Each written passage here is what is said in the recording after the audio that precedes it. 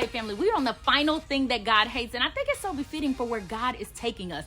The seventh abomination to God is one who sows discord among brothers, but instead of talking about why we shouldn't sow discord, we are going to discuss the power of being on one accord. In Joshua chapters 1-6, we learn of the famous event of the Jericho walls falling. What we don't focus on is the extreme unity they exemplified, and because of their unity, a few things happened that we don't really talk about, and I mean like major things. One, in Joshua 3:17, the Jordan River dried up so an entire nation could cross. And we know from Joshua 4:13 that there were around 40,000 who were ready for war. That's just the ones who were ready for war.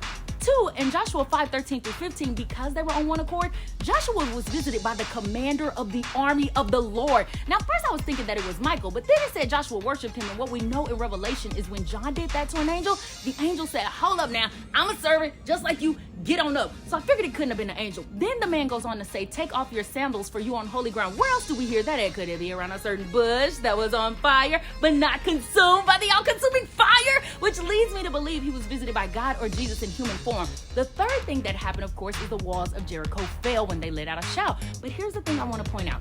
They were all on one accord. In Joshua 6, Joshua gives the nations instructions for an entire week, one time. And in the list of instructions, he gave an instruction that they were not to speak a word for 7 days. Most of us can't even be quiet for 5 minutes, but I digress. For 7 days, they were on one accord and didn't say a single word. Can you imagine marching around a city and not verbalizing you need water?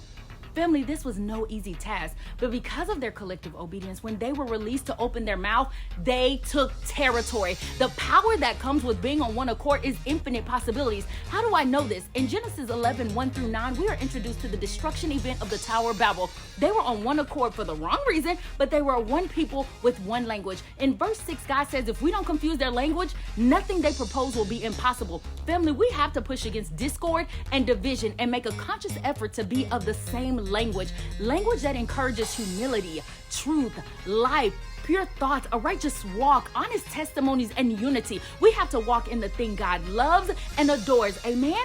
And so for the last time in this series, let's pray. God, Yahweh, Adonai, we thank you. Whether we were 1 for 7 or 7 for 7 of the things you hate, we thank you that you extended us grace to get it right again. Thank you for not taking your hands off of us. Although daunting and freeing at the same time, thank you for walking with us through this process. We appreciate you, and we will make a conscious effort to walk in the things that you love instead of the things that you hate. And it's in Jesus' name we pray. Amen. Family, I hope you all have enjoyed this series and have taken something from it. I love you. Take care.